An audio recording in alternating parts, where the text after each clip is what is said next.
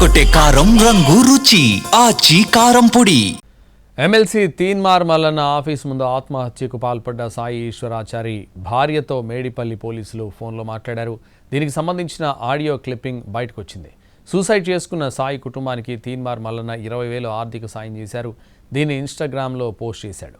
అయితే అందరూ ఫోన్లు చేసి అవమానిస్తున్నారని ఇంట్లో బాధపడ్డ సాయి ఈశ్వరాచారి కిరోసిన్ డబ్బాతో తీన్మార్ మల్లన్న ఆఫీస్కు వెళ్ళాడు. మల్లన్నకు నిలదీయాలని అనుకున్నా అక్కడ లేకపోవడంతో ఒంటిపై కిరోసిన్ పోసుకుని నిప్పంటించుకున్నాడని సాయి ఈశ్వర్ భార్య ఆరోపిస్తున్నట్లు పోలీసులు చెబుతున్నారు. తీన్మార్ మల్లన్న వాళ్ళది ఇట్లా వీడియోస్ అన్ని ఇట్లా నాకు కొంచెం ఈ ప్రాబ్లంలో ఉండి సార్ దగ్గరికి వెళ్తే కొంచెం మాకు హెల్ప్ చేసిండు అన్న. మీకేం ప్రాబ్లం ఉందమ్మా? హలో, ఏం ప్రాబ్లం ఉంది మీకు?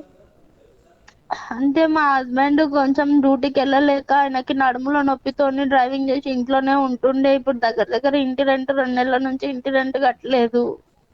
ఎవరు హెల్ప్ చేశారు? తీన్మార్ మల్లన్న హెల్ప్ చేసిండా మీకు? తీన్మార్ మల్లన్న హెల్ప్ చేసిండు.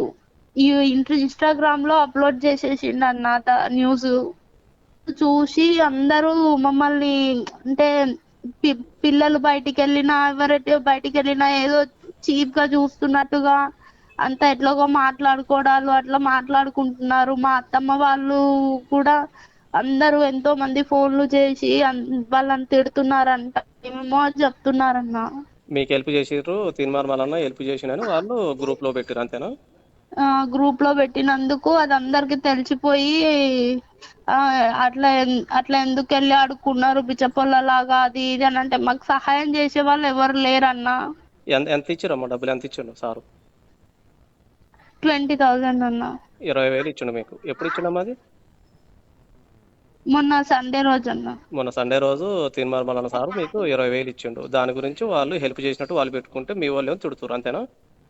అందరు అంటే చాలా మంది ఎంతో మంది అది అందరికి 1000 మందికి పోస్ట్ అవుతుంది అంట కదా అన్న. అందరు ముందట ఇజ్జత్ పోయినట్టు చేసేసినావు నువ్వు. మా ఆయన అన్నాడు వెళ్ళొద్దు అని. అంటే మన పరిస్థితి బాగాలేదు, ఇప్పుడు మనకు సాయం చేసే ఎవరు లేరు కదా, నేను వెళ్ళి అడుగుతా అని చెప్పేసి నేను వెళ్ళిన.